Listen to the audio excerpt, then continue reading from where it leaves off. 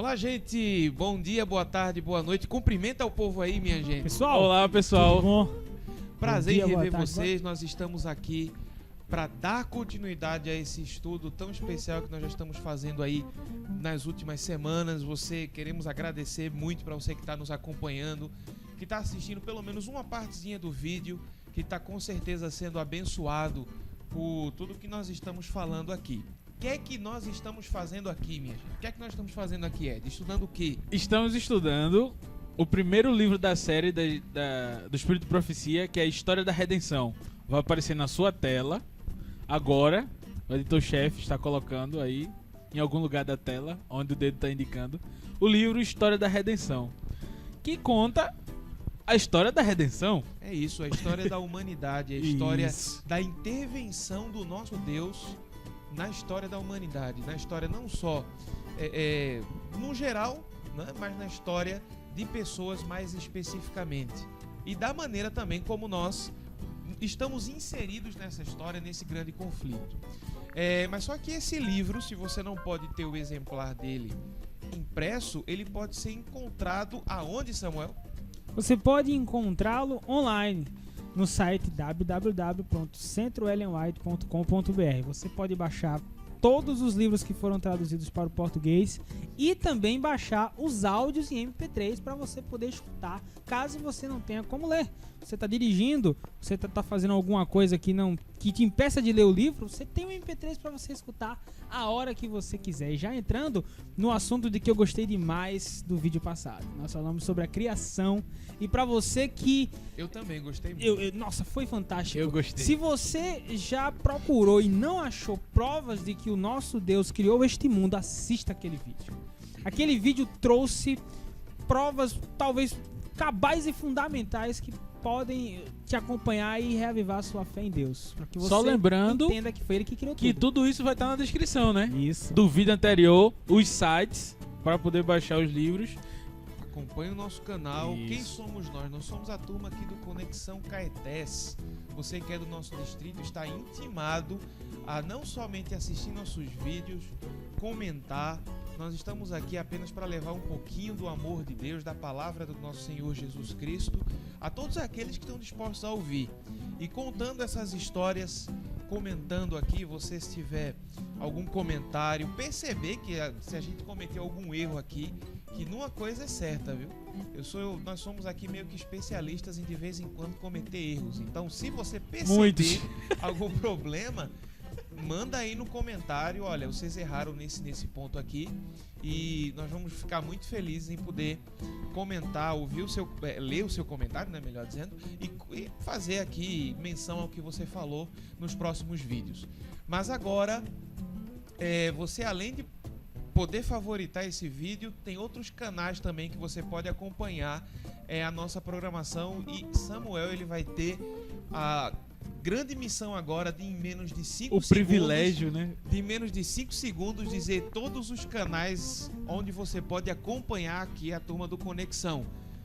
Contando, Samuel. facebook.com/Conexão Jovem Caetés, youtube.com/Conexão Jovem Caetés, vimeo.com/Conexão Jovem Caetés. É isso. Bom, Agora esses 5 Consegui. segundos aí foram foram Não ligeiros. precisa nem tão demais. rápido, tá aparecendo na Vai tela. aparecer então, aqui, não tudo precisa ficar tão desesperado. Eu treinei pra a semana acompanhar. toda. Tá vendo? Treinei demais. Cronômetro aqui, ó. Isso aí, cara. Você pode acompanhar É. nossas programações, essa nova iniciativa que nós estamos fazendo aqui, apenas para alcançar você. Nós não sabemos se você é aqui do nosso estado, nós somos pernambucanos, não sabemos se você está nos vendo aí, sei lá, de algum lugar do Brasil. Plutão, quem sabe? Plutão, pessoal de Plutão, nós queremos reavivar o nosso compromisso, dizendo que se nosso sinal está meio ruim, é porque nossos equipamentos ainda precisam ser melhorados. É. Né? Isso é. O 3G ainda tá. Independente de onde você estiver nos ouvindo, a nossa maior esperança é que você pegue a sua Bíblia, acompanhe essa nossa conversinha que nós estamos tendo aqui com você, para falar um pouco do amor de Deus, trazer um pouquinho dessa mensagem de esperança. Comente, fale conosco sempre, veja aí os nossos canais. Nossas redes esteja sociais, inteirado Samuel. conosco. Nossas redes sociais, Temos é importante redes falar. sociais também? Temos tanto os vídeos anteriores quanto nossas atualizações, nossos programas que nós fazemos aqui local, você pode acompanhar pelas nossas redes sociais. No Twitter a gente tá lá, Conexão Jovem DC. DC, isso mesmo. D de dado, C de Cristo. D de Deus e C de Cristo. Distrito Caetés, que é onde nós estamos. DC eu já ia ficar feliz. Calma. Conexão Jovem DC. Estamos no Twitter. Facebook.com/Conexão Jovem Caetés. Você assiste nossos vídeos anteriores. Você acompanha tudo aquilo que a gente tem feito aqui na nossa sociedade, o contato que a gente tem tido, os programas, os objetivos alcançados. Tá tudo lá. E esse vídeo, não sei se você está assistindo pelo YouTube ou não, mas quiser reassisti-lo, favoritá-lo, curti-lo, dá o seu gostei, vá lá no YouTube, se inscreva no canal. Se inscreva no canal. Para acompanhar todas as novas atualizações. Aponta também, Samuel. Se inscreva. Gente, isso. Chega de propaganda. Agora nós vamos dar continuidade ao capítulo 3. Você fala francês. bem hebraico. Capítulo 3 do livro História da Redenção, que tem por título Consequências da Rebelião. Isso. Falamos da criação, de toda a beleza e de toda a estruturação, de como tudo está conectado na criação. E logo no início, no primeiro capítulo, nós falamos sobre a rebelião de Lúcifer. Isso. E agora nós vamos falar um pouco sobre como essas consequências da rebelião dele afetaram a nossa dimensão aqui na Terra.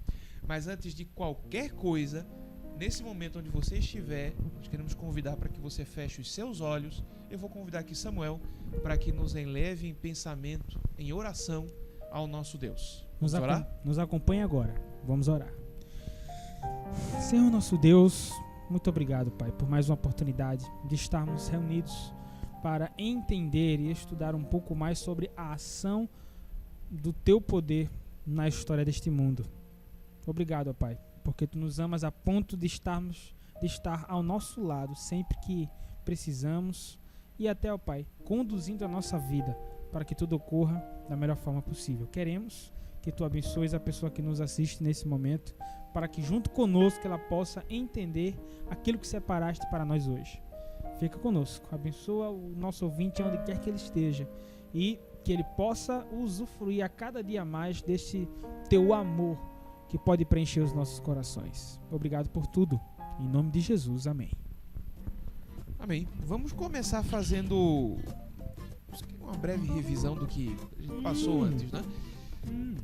Nós tivemos a história de um anjo que em algum momento da sua existência ele desejou ser igual a Deus e por consequência caiu.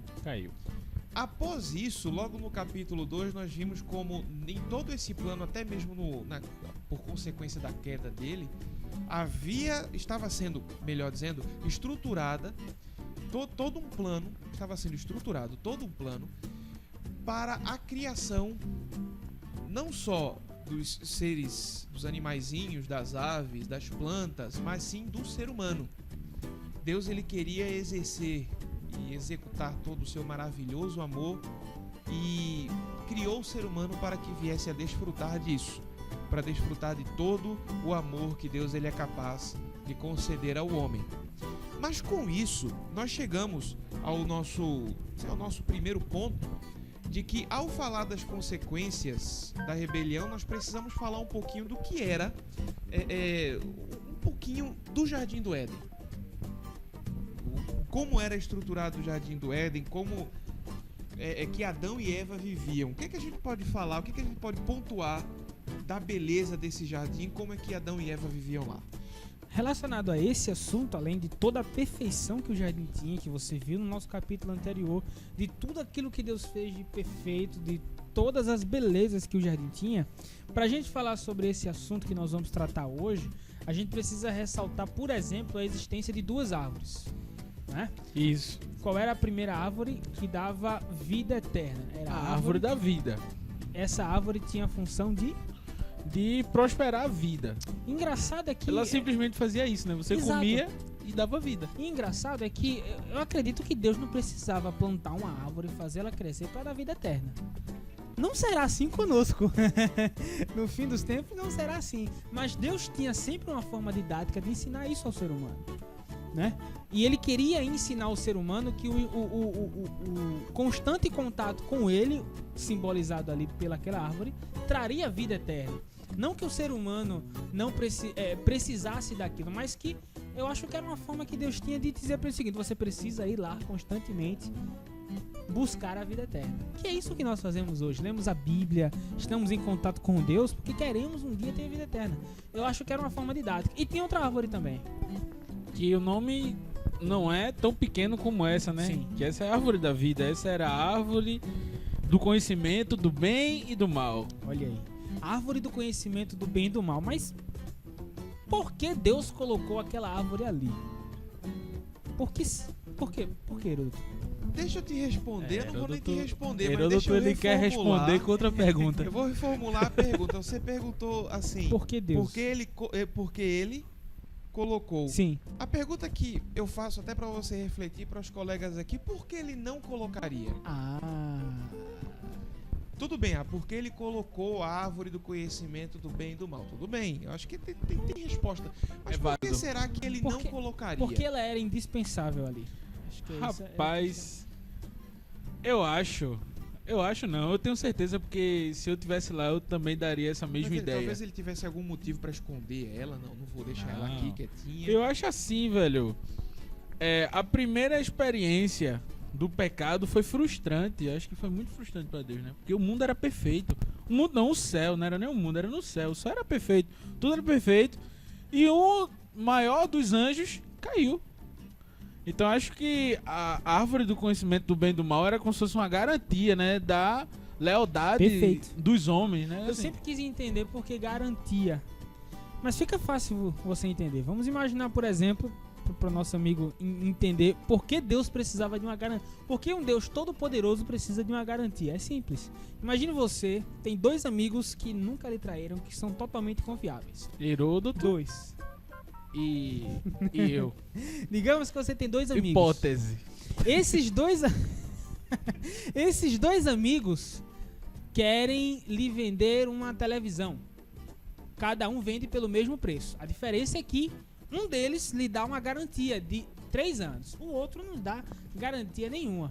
A questão é, esses amigos nunca vacilaram com você. De qual deles você compraria a TV? O que te dá garantia ou o que não te dá garantia? Eu? Olha, não quer ninguém se queimar. Eu ia dizer aquele que não dá garantia porque o meu produto é bom demais. Mas aí é que não tá. precisa de garantia. É claro. Mas aí é que tá. Nenhum desses dois amigos deixou você na mão. Olha, vamos ser verdadeiro. A gente sempre compraria sério, o que dá a maior garantia. Todo mundo faz isso. Eu comprei um equipamento há pouco tempo em que ele tinha uma garantia e aí eu pedi uma garantia a mais. Por quê? Porque você sempre tem... Porque se existe garantia... Você pagou por uma garantia estendida. Isso. Você é um homem de Deus mesmo. Isso. Sabe por quê? Porque confia no próximo. Porque veja, qual era o contexto do momento ali? Existia um inimigo de Deus à solta, operando. Então, Deus precisava de uma garantia. Deus precisava colocar ali como um sinal de que aquelas pessoas, Adão e Eva, não iriam cair. Exemplo, vou dar exemplo a vocês. Aí a gente volta para a pergunta que você fez. E por que Deus precisou colocar? Por que aquilo era indispensável? Vamos pensar se ele não tivesse colocado. Qual seria o argumento de Adão e Eva de que eles eram fiéis a Deus? Se não existisse aquela árvore ali. Porque o céu era perfeito. Entendeu? Foi justamente o argumento que Satanás usou. Você pode ler a Bíblia lá no livro de Jó, quando Satanás foi lá naquela reunião do céu para falar sobre Jó. Senhor, o Senhor cerca ele com coisas boas, como é que ele vai pecar? Jó não é fiel não, toca na vida dele que você vai ver que ele não é fiel.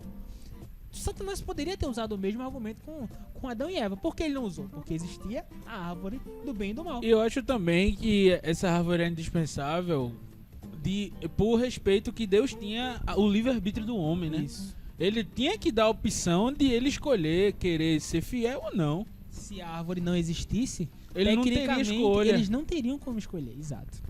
Exatamente. Logo, Deus não tinha... Ele seria arbitrário, ele não né? devia, né? Nada a ninguém. Ele não tinha o porquê esconder a árvore. Então, isso faz parte dessa expressão que a gente vai falar muito até o final, que é a expressão chamada dita livre-arbítrio, né, que a gente ouve tanto nos dias de hoje.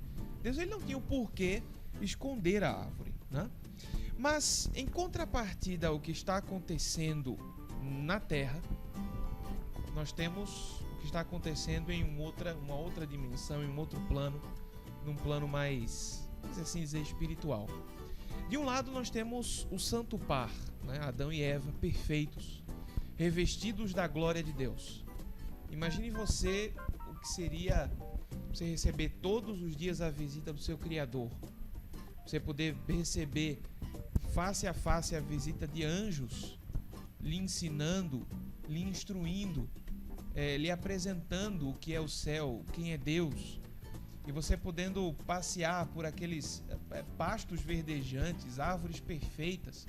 Na semana passada, na última semana, eu ia dizer semana passada, mas não sei se faz exatamente esse período aí, mas no nosso último estudo, eu lembro que eu li um trechinho da parte da criação que dizia que as montanhas eram todas de forma regular, simetricamente. Eu quebro a cabeça até hoje para entender o que é que significa isso. Uma montanha nessas condições. Regular, nessas condições. Então deve ser uma coisa fantástica, uma coisa Exato. incrível. E eles estavam vivendo naquela situação. Mas agora vamos voltar um pouco para o plano espiritual.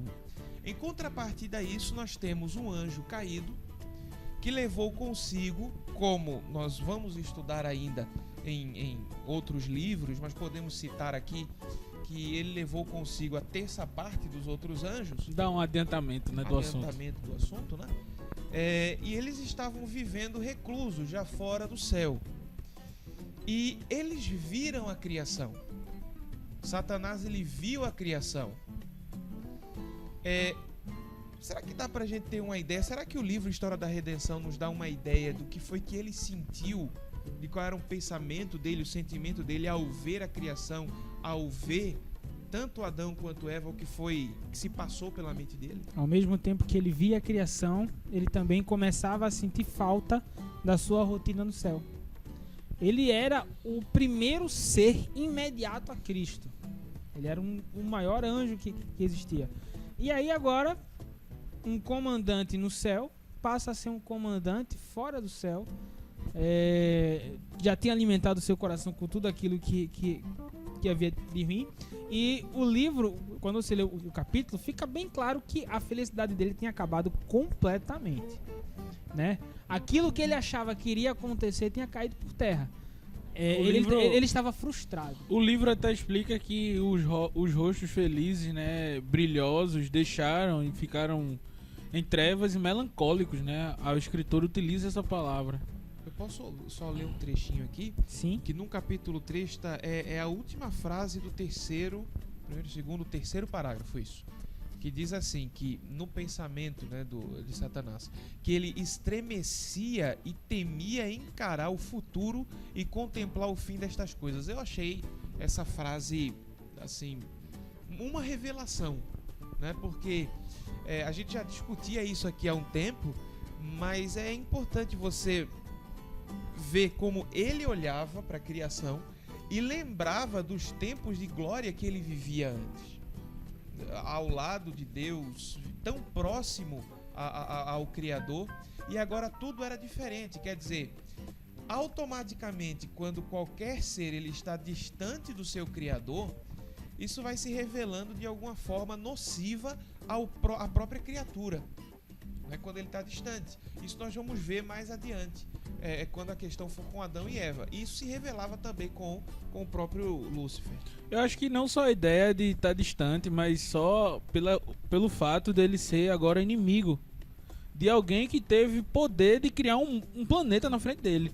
Não que ele não teria visto outras grandes obras, né, de Deus em si. Eu acho que ele acompanhou também. Não sei se o próprio livro História da Redenção vai falar sobre isso, mas outros livros do Espírito de Profecia, que também iremos fazer vídeo, fala que Deus, ele não só criou a Terra, mas ele criou o universo, né?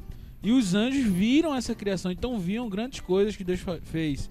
Agora imagine esse anjo que antes ele era do lado de Deus, antes ele era a favor de Deus. Hoje, naquele momento, ele estava contra e viu Deus criar um planeta no poder da sua palavra. Assim, e haja isso e ouve. E ele viu tudo aquilo. E ainda viu o modo... Eu acho que o pior de tudo foi o modo que ele viu Deus criando o ser humano de forma tão especial. Eu ainda posso ousar a dizer que acho que ali ele sentiu aquela questão de ser substituído. Eu tenho certeza. Que ele diz assim, pronto, a gente foi substituído, né? Deus agora seguiu em frente e a gente E tá se aqui. você lembra, inclusive, que a gente comentou aqui no primeiro vídeo e que volta à tona aqui, era que justamente ele não conseguiu dar aos anjos que tinham vindo com ele aquilo que ele tinha prometido, que era uma liberdade maior do que o que eles tinham no céu. Foi isso que ele prometeu, né? Ele prometeu para aqueles anjos que, não, o que nós vivemos aqui é uma escravidão. Nós precisamos nos libertar da nossa vida aqui. E se vocês me seguirem, eu darei uma liberdade que vocês não experimentaram. Só que o que acontecia entre os anjos eram brigas, discussões, entendeu? Todos estavam frustrados ali, sem medo de errar. Agora, isso começou a abalar psicologicamente Satanás, né? Tanto que houve até uma tentativa dele, fica bem claro no capítulo também, de reintegração.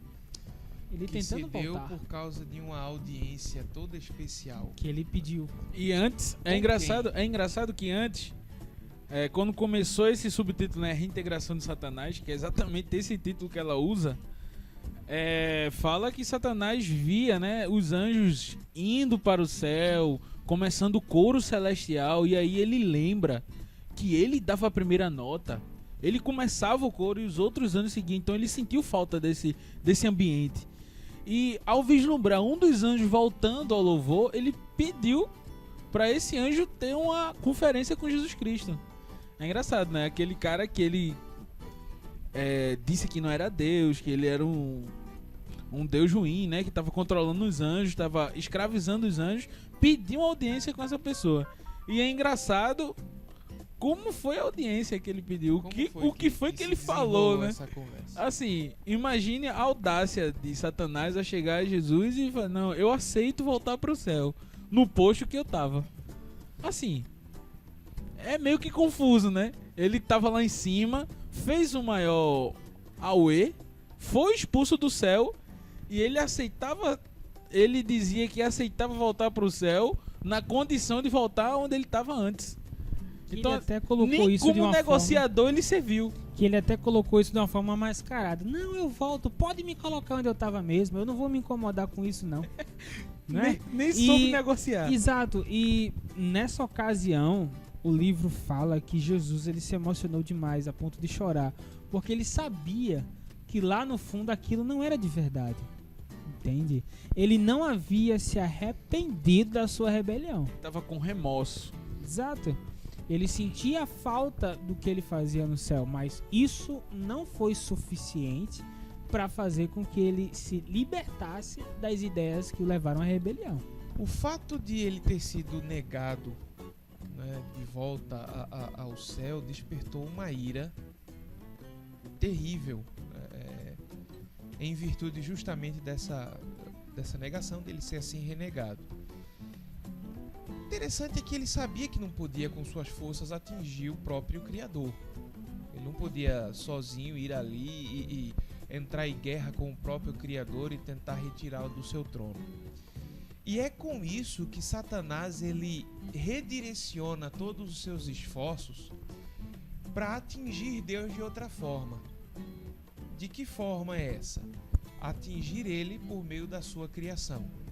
Mas não apenas da sua criação no geral, mas mais especificamente da família que habitava o Jardim do Éden. Ao atingir essa família, ele estava atingindo o próprio Deus. O que a gente pode comentar um pouco mais sobre isso? Eu acho que foi bem engenhoso, né? O plano que ele teve, né? É bem enfatizado o que Heródoto falou. Ele não queria atingir a criação, ele queria atingir a imagem e semelhança de Deus. É diferente. Tudo aquilo que interessava a Deus, a Jesus Cristo, ele queria atingir. Pode continuar. Isso. Eu não sei se eu já estarei avançando. Eu acho que aí eu já estaria avançando no próximo capítulo. Mas Satanás, ele queria meio que passar a perna, né? Melar o plano que Deus teve para a criação do mundo. Porque ele poderia ter atacado as outras criaturas, ele poderia ter atacado o planeta em si, mas ele queria atacar exatamente aquele que foi criado de forma especial, aquele que foi a imagem e semelhança de Deus. Agora veja você que coisa muito importante, muito bonita. A história em si ela é uma tragédia, mas quando eu digo a você que Deus ele foi afetado, ele foi atingido porque a criação dele foi tocada, é muito importante você perceber a interação que existe entre o Criador e a criatura. Quando alguém mexe com você, quando alguém tenta de alguma forma afetar você, não está mexendo única e exclusivamente com você, mas está mexendo com o seu Criador. Quer dizer, está mexendo com Deus. Isso afeta Deus. Então, eu não sei se até algum momento da vida você pensou que estava dissociado de Deus. Saiba que quando as coisas estão acontecendo com você, o inimigo ele está fazendo isso porque ele mexe com Deus. Então veja só que integração, que interação única e bela que existe entre o Criador, o seu Criador, o nosso Criador e nós que somos criaturas. De certa forma, somos representantes, né? Somos representantes de Deus na Terra. Mesmo depois do pecado, ainda somos a imagem e semelhança. Não somos a imagem e semelhança perfeita, mas ainda somos a imagem e semelhança de Deus. E somos o principal foco da luta entre o bem e o mal. E assim, o terceiro capítulo, ele fala da conspiração, o plano que Satanás teve para derrubar o homem. E por que o homem? E por que pelaquela forma? Assim, é interessante notar que Satanás, ele nunca desistiu do céu. Ele não decidiu vir para a terra. Ele queria lutar pelo céu. E aí ele utilizou o homem, porque o homem ele tinha acesso à árvore da vida. Então o que foi que ele imaginou? Ele imaginou o seguinte: a gente vai fazer o ser humano pecar, certo? E quando ele pecar, a gente faz com que eles comam da árvore da vida. E aí eles serão pecadores eternos. Fora que com o homem caindo no que eu tô preparando para eles, Satanás pensando, Deus abrindo uma brecha para eles, vai automaticamente essa brecha vai funcionar para nós também. Então, para ele era como se ele não tivesse nada a perder. Se eles não caíssem, o que é que ele perderia com isso? Ele só assumiria mais culpa ainda. Mas nada de pior poderia acontecer ali. Se eles caíssem, ele poderia até retornar para o céu. Isso, inclusive, foi até um argumento para ele reunir toda a legião que caiu do céu com ele para ajudá-lo nessa façanha. Agora me preocupa uma coisa. Tudo isso acontecendo como pano de fundo de uma história e Adão e Eva meio que inocentes apenas nessa situação.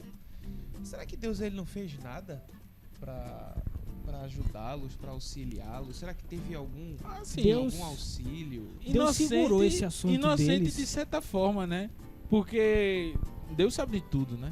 Ele sabia do que estava acontecendo. Então, no mesmo tempo em que Satanás juntava suas hostes, Deus já juntava as hostes celestiais e disse: olha, avisa o casal que tem um inimigo planejando. Exato. E quer atacar eles. E que, inclusive, até esse ponto, Satanás não havia chegado ao conhecimento de Adão e Eva ainda, né? Eles estavam a par disso. Deus estava protegendo e guardando eles disso e passou a informá-los sobre isso à medida que tornou-se necessário. Mas isso não acontecia. Isso pode acontecer conosco também, porque às vezes as pessoas caem no problema de querer, não sei a palavra correta, mas de querer conhecer aquilo que Deus não falou e se preocupam tanto com isso que esquecem daquilo que Deus já revelou, né? Elas passam a buscar aquilo que Deus não revelou, a verdade que Deus não trouxe, se perdem naquilo, porque aquilo que Deus já revelou para nós já se mostra. Agora, claro, eu não estou dizendo aqui que não entenda que quando eu falo aquilo que Deus revelou, eu estou dizendo que nós já conseguimos identificar tudo aquilo que Ele revelou. Tem muita coisa que Deus nos revelou através da Bíblia, através da natureza, que o ser humano ainda vai descobrir. Mas existe um limite para isso. O ser humano se perde às vezes nisso. E eu acho bom a gente voltar a revisar um pouco quando Heródoto perguntou como era a funcionabilidade do Éden. A gente esqueceu de mencionar, porque a gente falou das duas árvores. Sim. Mas o que é que existia? Qual era o significado, não em si, mas qual era a ordem que existia referente às árvores? Porque não só existiam essas duas árvores, existiam vários tipos de árvores. Mas essas eram as que mais chamavam a atenção, né? Eram os dois pontos. Qual era a ordem? De todas comeis do fruto, exceto da árvore do conhecimento do bem e do mal. Porque no dia que dessa comerdes, morrereis. Nós chegamos a uma conclusão importante nessa história, é que Satanás ele preparou uma série de fez um planejamento, uma série de argumentos, simplesmente para poder alcançar Adão e Eva, justamente para pôr em prática esse plano maligno, esse plano diabólico.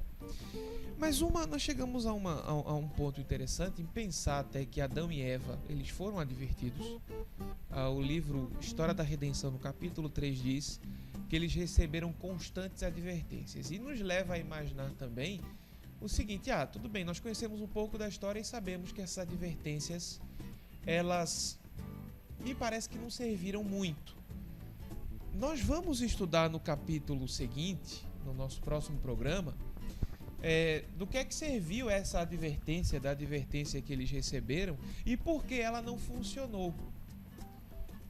Ela não funcionou muito por culpa de Deus, mas mais por culpa do inimigo e da maneira como ele se utiliza para poder ludibriar a nossa visão para as coisas pecaminosas.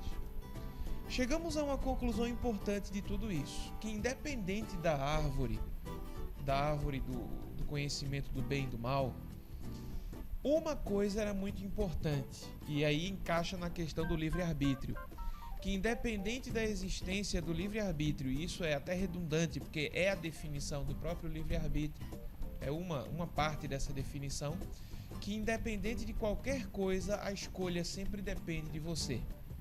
Da mesma forma como dependeu lá na época de Adão e Eva, eles podiam ter sido capacitados, instruídos. A Bíblia, e nem tampouco o Espírito de Profecia nos diz quanto tempo eles foram advertidos. Isso pode ter demorado um tempão, mas a questão é, Deus ele pôde capacitar Adão e Eva, pôde adverti-los da melhor maneira possível, mas a escolha no final só podia ser deles dois. Com isso, nós chegamos a essa primeira parte, esse encerramento. Digo primeira parte porque o próximo capítulo ele é praticamente uma sequência, uma continuação desse tema. Nós não vamos fechar ele ainda, porque o próximo capítulo, que trata justamente da tentação e da queda, que é o capítulo 4, ele já é sequência da ação do inimigo, e aí tem muito mais assunto. Mas por enquanto nós ficamos por aqui justamente com essa mensagem. A questão, meus queridos, não é a luz que esse mundo joga no seu rosto tentando ofuscar o caminho da verdade, mas a questão é: qual é a tua escolha? Qual é a tua decisão? Esse é um dos motivos pelo qual Deus ele não omitiu a árvore do conhecimento do bem e do mal. Ele quer que você faça uma escolha sincera. Você percebe que o mundo ele está aí, com tantos males, com tantas dificuldades, tudo isso por consequência única e exclusiva da entrada do pecado desse mundo, nesse mundo, a entrada do pecado aqui nessa terra. Deus ele não pode simplesmente retirar, omitir a existência do pecado. A decisão é nossa todos os dias. Você talvez pode reclamar dizendo: olha, o que é que eu tenho a ver com o que aconteceu no passado? Ora, nós temos tudo a ver. A Bíblia nos diz em um outro trecho muito importante que nesta terra não há um justo e nem um justo sequer. Se você é capaz de não pecar, então você está isento de tudo aquilo que aconteceu. Mas se você é pecador assim como eu, e assim como talvez um dos meus colegas aqui afirme talvez, isso... com certeza. né? Então nós temos alguma coisa a ver, porque nossas decisões, elas dizem a quem nós pertencemos. As nossas decisões, elas dizem se nós nos alimentamos da árvore do conhecimento do bem e do mal dia após dia. Porque esse é um campo que, por mais que o nosso Deus seja poderoso, ele próprio se programou para não interferir, né? Ele não tem poder para intervir nisso. Ele te mostra o caminho correto, te dá a melhor opção. Satanás já deixa disponível para você uma outra opção, um caminho mais simples, uma aparente felicidade, mas a decisão ainda é sua. Imagine um Deus todo-poderoso se programa para não intervir no seu futuro. Por quê? Porque ele não quer interferir na sua decisão de decidir o que você quer para sua vida. E é importante notar também que o motivo da árvore do conhecimento do bem e do mal estar no jardim eu acho que a explicação que eu posso dar é justiça absoluta. Não é porque Satanás caiu, que Satanás estava do lado ruim, que Deus teria que ser injusto com ele. Ele tinha uma filosofia, ele queria provar que ele estava certo. Tá bom, então você vai ter sua chance. Deus também tinha que ser justo com ele, porque senão não seria Deus.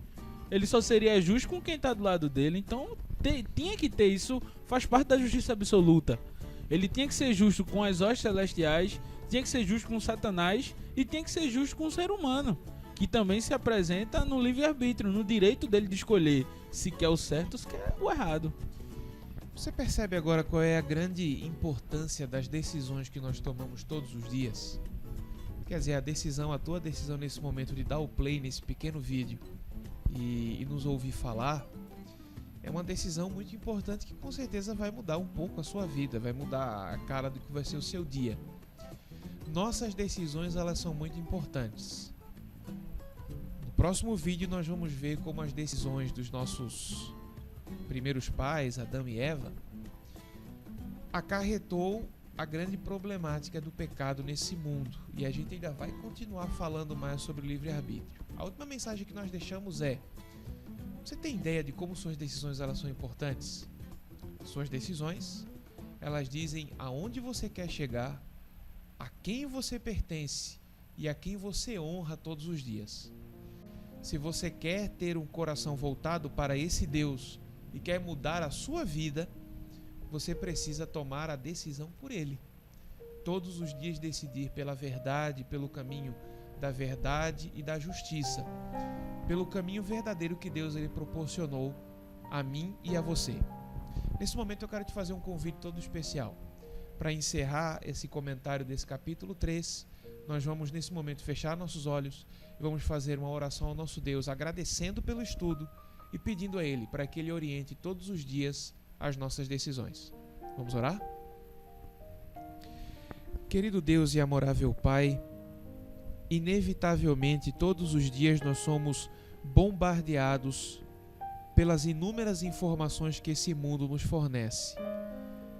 Estamos aqui às vezes sofrendo, desamparados, aparentemente sozinhos, porque nós não temos mais forças para seguir em frente.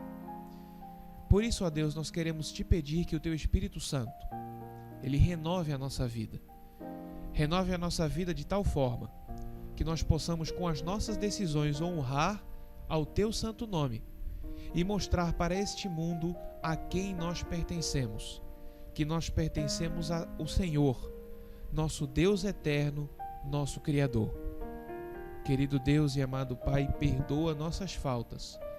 Abençoa aquela pessoa que está nos assistindo nesse momento, que o Senhor possa levar mudança e transformação para melhor na vida desta pessoa e da sua família.